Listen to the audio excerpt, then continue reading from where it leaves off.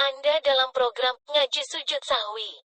Nambah ilmu yuk. Assalamualaikum, perkenalkan nama saya Lulu Indah Kamaria. Saya santri Pondok Pesantren Salafiyah Karangmalang, Kampung Kendal. Saya berasal dari Cilacap. Saya di sini akan belajar berbagi ilmu tentang sujud sahwi dari kitab takrib.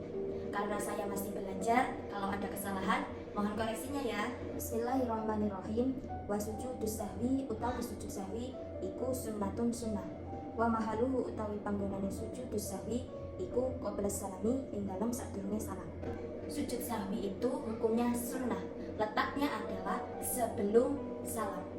Sujud sahwi itu merupakan sujud konsekuensi atau akibat kita kelupaan melakukan sesuatu di dalam sholat. Caranya sujud sahwi adalah melakukan dua sujud seperti biasa di dalam sholat. Adapun yang dibaca saat sujud sahwi adalah Subhanallah la yanamu wa la yasum. Artinya Maha Suci Zat yang tidak pernah tidur dan tidak pernah lupa. Sekarang kita akan membahas hal-hal yang menyebabkan sujud sahwi. Kita baca kitabnya dulu yuk. Wal masruku utawi perkara kang den tinggal minas sholati saking sholat iku salah satu asya'a telu piro-piro perkara. Rupane fardun wasunnatun lan sunnah wahiatun lan sunnah. Jadi hal-hal yang ditinggalkan dalam sholat itu ada tiga macam. Yang pertama fardu alias rukunnya sholat. Yang kedua ada sunnah rakaat. Yang ketiga ada sunnah hayat. Kita bahas yang pertama yaitu fardu alias rukun sholat. Fal fardu mongko utawi fardu iku layanubu ora bisa mengganti anhu saking fardu apa sujudus sahwi sujud sahwi. Fardu sholat atau rukun sholat itu totalnya ada 18. Di antaranya ada niat, membaca surah Al-Fatihah, ruku dan lain-lain. Jadi, misal kita meninggalkan rukun-rukun tersebut, maka tidak bisa ditambal atau diganti dengan sujud sahwi. Misalkan kita lupa membaca surah Al-Fatihah, maka tidak bisa diganti dengan sujud sahwi. So, kalau kita lupa meninggalkan rukun sholat tersebut, maka tidak bisa ditawar-tawar lagi. Kita harus melakukannya, atau justru tidak sah sholat kita. Wasunnatu utawi sunnah iku layak untuk orang baleni sapa wong ilaiha maring sunnah pada talabusi ing dalam sawise campur bil fardi kelawan fardu. Lakinnahu tetapi wong iku yasjudu sujud sapa wong lisahwi krana lali anha saking as-sunnah. Oke guys, yang kedua ada sunnah abad. Sunnah abad ini totalnya ada 6. Ulama ada yang meringkasnya menjadi 3 bagian, yaitu yang pertama tasyahud awal, posisi duduk dan bacaan sholawat pada tasyahud tersebut. Yang kedua, bacaan sholawat kepada keluarga Nabi di dalam tasyahud akhir.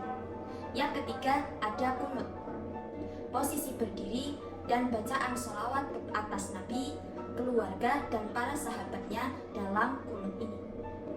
Kunut ini baik kunut pada sholat subuh maupun sholat witir separuh yang akhir pada bulan Ramadan. So, kalau kita sudah terlanjur tidak melakukan hal-hal di atas, kita tidak perlu mengulanginya, tapi kita cukup menambalnya dengan sujud sahwi. Bahkan umpama kita kelupaan tidak tasyahud awal dan posisi kita sudah dalam keadaan berdiri, jika kita duduk kembali untuk melakukan tasyahud awal, maka sholat kita batal loh guys.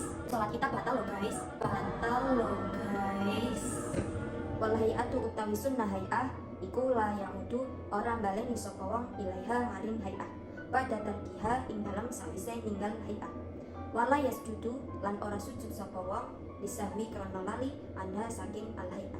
Oke, sekarang yang ketiga yaitu sunnah hayat. Sunnah hayat ini totalnya ada 15 macam. Di antaranya membaca surat-suratan setelah surah Al-Fatihah, membaca sami Allahu liman hamidah, membaca subhana rabbiyal a'la di dalam sujud dan lain-lain.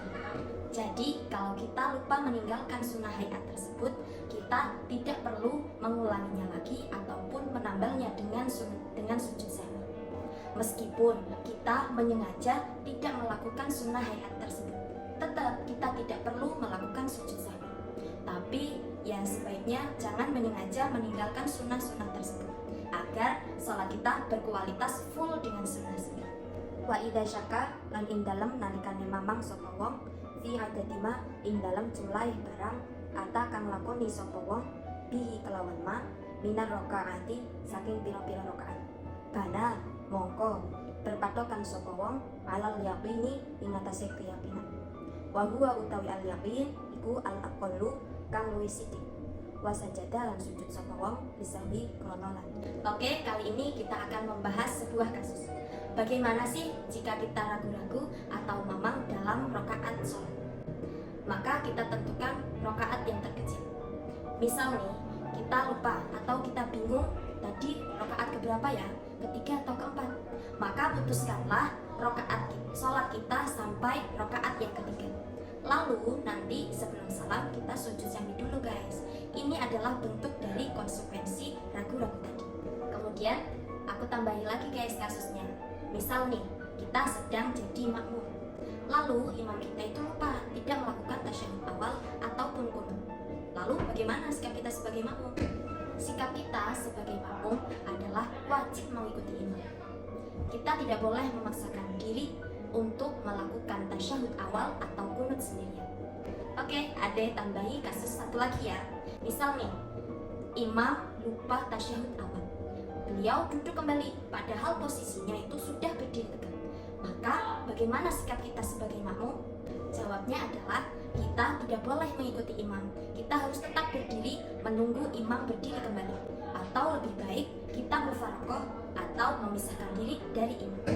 Oke guys, cukup sekian ya yang dapat saya sampaikan. Mohon maaf apabila banyak kesalahan. Sampai jumpa di lain hari.